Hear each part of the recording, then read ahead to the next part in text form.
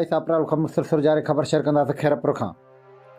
Khairpur BAC ऐं NCSD उस्तादनि पारां जाइज़ी मुतालबा मञनि त लाइ सेशन कोर्ट खां प्रेस क्लब ताईं एहतिजाजी मुज़ाहिरो रैली कढी वई। जाइज़ी मुतालबा मञनि त लाइ सख़्तु नारेबाज़ी कई वई। खैरपुर रैली जो अॻुवान बेसिक सिंध जे सदर अबू बकर राजपुर, मुजीब रहमान फुलपोटो, रुफ़िया राजपुर, हाफ़िज़ सफ़ील्ला, सदाम हुसैन, मुज़फ़र मौर्य, अब्दुल कादर, आमना कटवर, आलिया बलोच ऐं ॿियनि करे रहिया हुया। असां BAC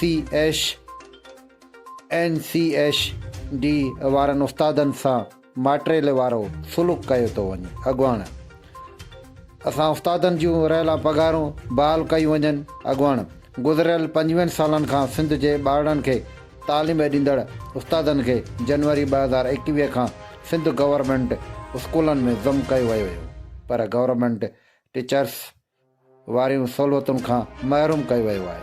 2 साल अॻु हुकूमत में कमु कंदड़ उस्तादनि खे सिंध सर्विस एक्ट तहत मुतल कयो वञे। अॻुवान उस्तादनि लाइ तयारु कयल माहवार 25,000 फीस पघार वारी पॉलिसीअ में तरमीम करे प्राइमरीअ वारो स्केल ॾिनो वञे।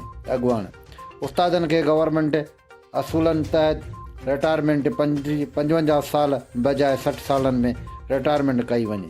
उस्तादनि खे कानून तहत पेंशन पिणु ॾिनी वञे। अॻुवान असां वज़ीर आला सिंध पीपल्स पार्टीअ जे चेयरपर्सन तालीम खाते जे वज़ीर आला सैयद सरदार अली शाह खां मुतालबो कयूं था त असां उस्तादनि जा जाइज़ी मसइला हल कया वञनि ऐं उस्तादनि मां बेचैनियूं ख़तमु कई वञनि। 22 अप्रैल पेज खे लाइक करणु ऐं शेयर करणु न विसारींदा।